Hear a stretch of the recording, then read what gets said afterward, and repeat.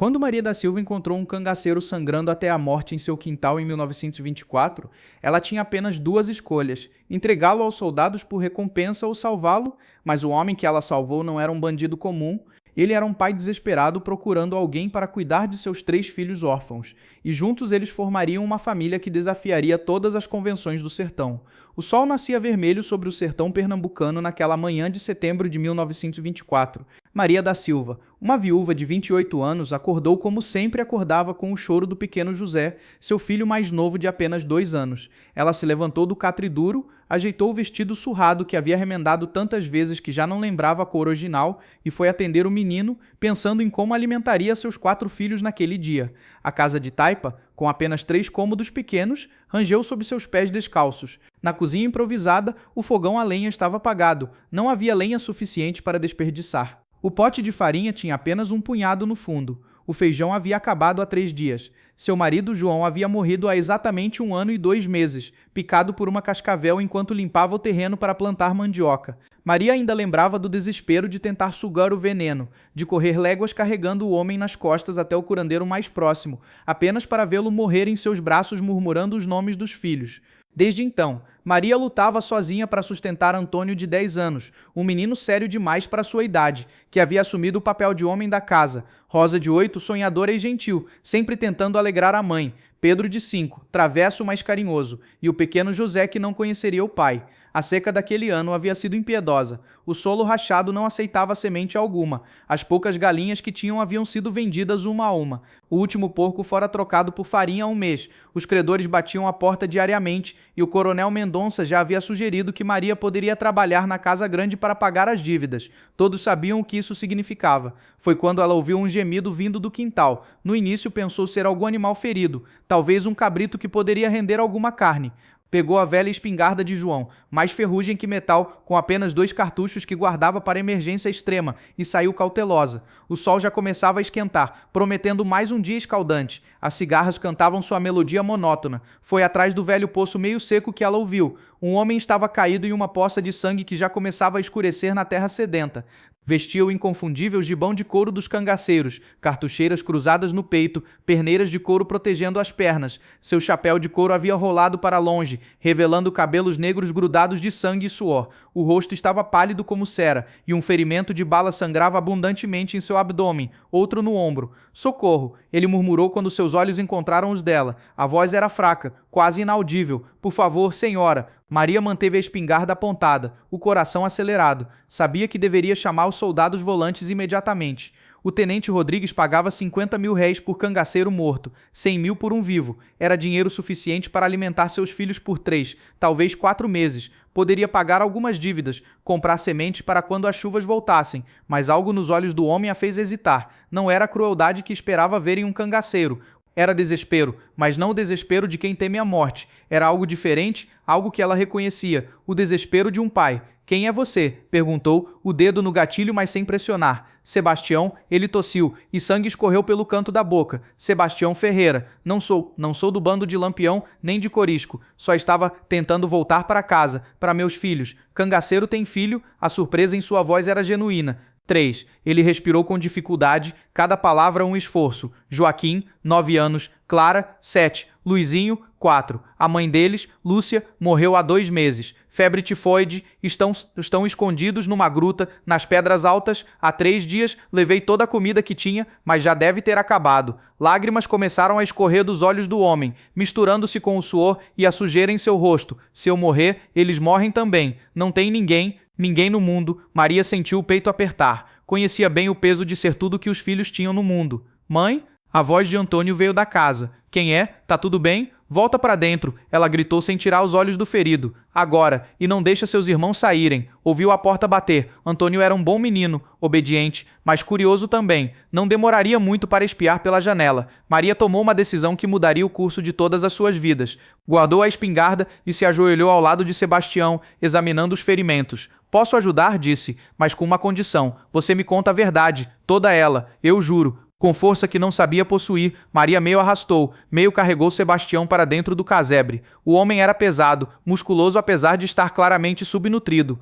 Ela o levou para o quartinho dos fundos, onde guardava as poucas ferramentas que sobraram de João e alguns sacos de sementes agora inúteis. Antônio, chamou o filho, traz água do poço, toda que conseguir. Rosa, pega os panos limpos do baú. Pedro, você e José fiquem na sala e não saiam de lá. As crianças obedeceram, embora Antônio lançasse olhares curiosos para a porta fechada do quartinho. Maria trabalhou como sua avó havia ensinado. Limpou os ferimentos com cachaça, o último gole que João havia deixado. Sebastião mordeu um pedaço de couro para não gritar. As balas haviam atravessado. Graças a Deus, não precisaria extraí-las. Fez cataplasmas com as poucas ervas medicinais que cultivava. Arroeira para estancar o sangue, babosa para cicatrizar, malva para infecção. Durante 3 dias e 3 noites, Maria cuidou dele em segredo. A febre veio forte no segundo dia. Sebastião delirava, chamando por Lúcia, pedindo perdão, prometendo cuidar das crianças. Maria o refrescava com panos úmidos, forçava-o a beber água com sal e açúcar para repor o que perdia no suor. As crianças foram proibidas de entrar no quarto,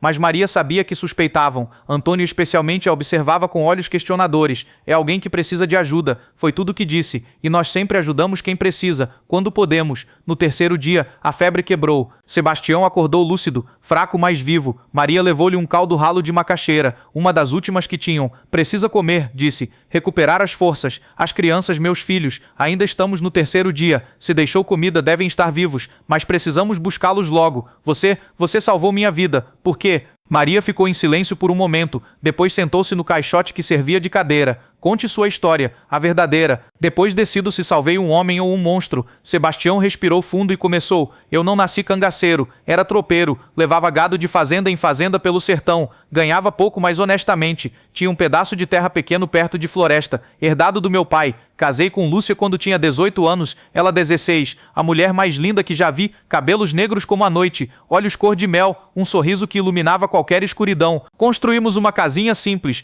plantávamos milho, feijão, mandioca, criávamos cabras, galinhas, não era muito, mas era nosso. Quando nasceu Joaquim, pensei que era o homem mais rico do mundo. Depois veio Clara, linda como a mãe, e Luizinho esperto desde bebê. Foi há um ano que tudo mudou. O coronel Mendonça, sim, o mesmo que controla essas terras, decidiu que queria minha terra. Fica perto de um olho d'água que nunca seca. Veja você, ofereceu comprar por uma miséria. Recusei. Ofereceu de novo. Recusei de novo. Então ele mandou os capangas. Cheguei em casa, voltando de uma viagem. A casa estava queimando. Lúcia estava. A voz dele falhou. Ela havia lutado. Para proteger as crianças, eles a violentaram e a deixaram sangrando. Morreu nos meus braços 3 dias depois, me fazendo prometer que cuidaria das crianças. As crianças ele não tocou. Milagre ou descuido, não sei, mas a mensagem estava clara. Próxima vez seriam eles. Eu enlouqueci. Peguei as crianças, deixei com a irmã de Lúcia em Serra Talhada, voltei, sozinho, com a carabina do meu pai e uma faca, esperei o coronel sair da igreja, num domingo, matei ele e os 4 capangas que estavam junto, em plena luz do dia, na frente de toda a cidade, virei procurado, não podia mais ter vida normal, a irmã de Lúcia morreu de febre 2 meses atrás, não tinha mais ninguém para cuidar das crianças, tentei deixá-las num orfanato, mas fugiram para me procurar. Desde então, vivemos fugindo, até que há 3 dias, um grupo de volantes nos achou. Lutei para dar tempo das crianças fugirem. Levei esses tiros, mas consegui escapar. Vim parar aqui. Maria ouviu tudo em silêncio. Quando ele terminou, perguntou: se arrependeu de ter matado o coronel? Me arrependo de não ter matado antes, quando ele só tinha ameaçado. Talvez Lúcia estivesse viva. E agora, o que planeja? Sobreviver, cuidar dos meus filhos. É tudo o que me resta. Maria se levantou. Descanse. À noite vou buscar suas crianças. É perigoso. Mais perigoso que deixar 3 crianças morrerem de fome numa gruta. Conheço as pedras altas. Meu João caçava por lá. Naquela noite, enquanto Sebastião dormia ainda fraco, Maria chamou Antônio. Filho, preciso que seja homem hoje. O que houve, mãe? Há 3 crianças perdidas nas pedras altas, órfãs de mãe. O pai está ferido. Vamos buscá-las.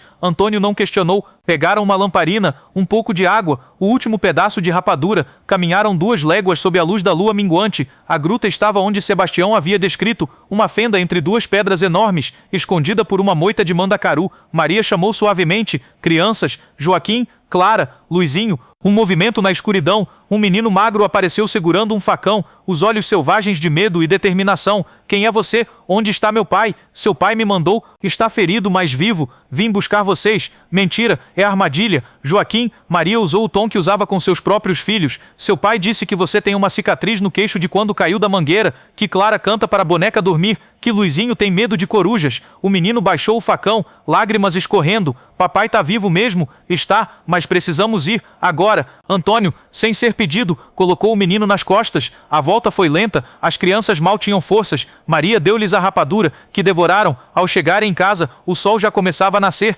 Sebastião estava acordado, tentando se levantar. Quando viu os filhos, desabou em lágrimas. As crianças correram para ele, um abraço cuidadoso para não machucar os ferimentos. Papai, papai, meus filhos, meus tesouros. Maria assistiu à cena, o coração apertado. Era assim que seus filhos abraçariam João, se ele estivesse vivo. As semanas seguintes foram um desafio. 7 crianças e 2 adultos em 3 cômodos pequenos. A comida, que já era pouca agora, tinha que ser dividida por 9 bocas. Sebastião insistia em comer menos, dizendo não ter fome. Maria fazia o mesmo, mas assim que conseguiu ficar de pé, o que levou 2 semanas, Sebastião provou seu valor. Primeiro, consertou tudo que estava quebrado há meses. O telhado que gotejava, a porta que não fechava, a janela quebrada. Depois cavou um novo poço. O antigo estava quase seco, mas ele conhecia sinais de água. Trabalhou dias sob o sol cáustico até encontrar um veio d'água limpo. À noite, quando todos dormiam, saía para caçar. Conhecia o sertão como a palma da mão, trazia preás, tatus, às vezes até uma capivara, sempre cuidadoso para não ser visto, não deixar rastros.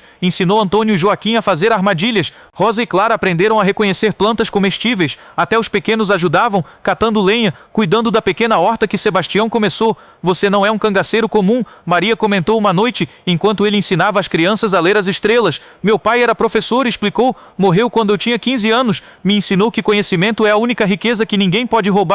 As crianças, inicialmente desconfiadas umas das outras, começaram a se entrosar. Antônio e Joaquim viraram inseparáveis, unidos pela responsabilidade prematura de serem os homens de suas famílias. Rosa adotou Clara como a irmã que sempre quis. Todos cuidavam dos pequenos. Pedro, José e Luizinho viraram um trio travesso que trouxe risos de volta a casa. 2 meses depois, numa noite de lua cheia, Maria e Sebastião conversavam enquanto as crianças dormiam. O fogo crepitava baixo no fogão, o vento sussurrava entre as telhas. Preciso ir embora, disse Sebastião subitamente. Já abusei demais da sua hospitalidade. Para onde? Não sei. Talvez para o Maranhão. Dizem que lá os volantes não chegam. E as crianças vão viver como? Fugindo pelo sertão? É a vida que posso dar a eles. Não é vida para criança. Então o que sugere? Que os abandone? Maria ficou em silêncio por um momento. Depois disse algo que surpreendeu a ambos. Sugiro que fiquem. Todos vocês. Sebastião a encarou. Maria, você não entende o perigo. Entendo perfeitamente. Sei que os volantes procuram você. Sei que se descobrirem, podem matar todos nós. Mas também sei que 7 crianças precisam de estabilidade, de um lar, de uma chance de serem mais que fugitivos. Por que arriscaria isso por nós? Maria olhou para o fogo, escolhendo as palavras. Meu João era um bom homem. Me amava, amava nossos filhos. Mas era só isso. Bom, você tem algo mais. Força, conhecimento, habilidades. Em 2 meses, fez mais por esta casa que João fez em anos. Não por falta de vontade dele, mas de capacidade. Maria, deixe-me terminar. Preciso de ajuda para criar meus filhos neste sertão cruel. Você precisa de um lugar seguro para os seus. As crianças já agem como irmãos. Por que não fazer o arranjo oficial? Está me propondo casamento? Sebastião perguntou, meio incrédulo, meio divertido. Estou propondo sobrevivência para todos nós. O amor, se vier, virá com o tempo. Sebastião ficou em silêncio, observando essa mulher extraordinária, magra pela fome, mas forte de espírito, mãos calejadas, mas toque gentil, olhos cansados, mas cheios de determinação. E se os volantes vierem, então você será Sebastião Silva, meu marido, pai de 7 filhos. Trupeiro que perdeu a memória depois de uma queda de cavalo. Os vizinhos nunca viram João direito mesmo. Ficava mais na roça. Pensou em tudo. Mãe solteira com 4 filhos no sertão aprende a pensar em tudo. Casaram-se 3 meses depois. Padre Josué, velho e meio cego, não fez perguntas. A cerimônia foi simples. Apenas as crianças presentes. Mas quando Sebastião beijou a testa de Maria, beijo nos lábios seria escandaloso. As crianças aplaudiram. O amor veio devagar, construído em pequenos gestos. Sebastião trazendo flores silvestres para Maria. Maria remendando suas roupas com cuidado extra. Conversas ao pé do fogo. Risadas compartilhadas com as travessuras das crianças. 6 meses depois do casamento, Maria descobriu que estava grávida. 8 filhos, disse a Sebastião. Deus do céu, como vamos alimentar 8 filhos? Do mesmo jeito que alimentamos 7. Ele respondeu, a mão na barriga ainda lisa dela. Com trabalho, fé e amor. Maria Lúcia nasceu numa noite de chuva. As primeiras chuvas depois de 2 anos de seca.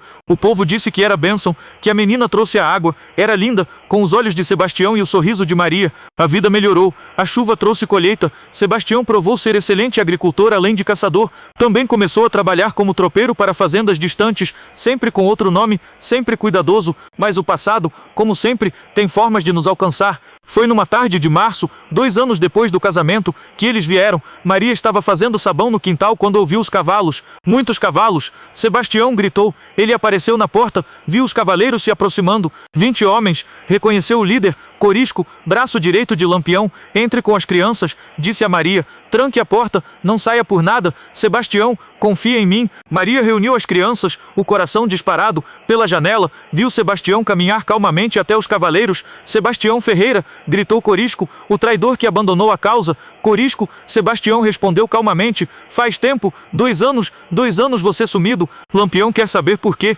Cumpri minha vingança, o coronel Mendonça está morto, não tenho mais guerra. A guerra não é só sua, é de todos nós contra a opressão. Minha guerra acabou quando enterrei minha mulher. Corisco desceu do cavalo, aproximou-se, ouvi dizer que casou de novo, virou pai de família. Um homem tem direito de recomeçar, não quando deve ao cangaço. Você era um dos melhores, sua partida enfraqueceu o bando. Nunca fui do bando, fui aliado por conveniência. Você sabe disso, Lampião não vê assim. Como se invocado, o próprio Virgulino Ferreira, o Lampião emergiu de trás dos homens, menor do que as lendas diziam, mas com presença que dominava. Sebastião, disse Lampião, o menino que virou homem matando o coronel. Virgulino, capitão Virgulino, capitão Sebastião corrigiu. Lampião circulou ao redor dele. Sabe que não gosto de desertor, não desertei, cumpri meu objetivo e saí limpo. Ninguém sai limpo do cangaço, eu saí. Lampião parou na frente dele. Tem família agora? Tenho. Mulher? Sim. Filhos? 7, logo 8. Lampião assobiou. Cabra reprodutor você? A mulher deve ser boa, é a melhor, apresente ela.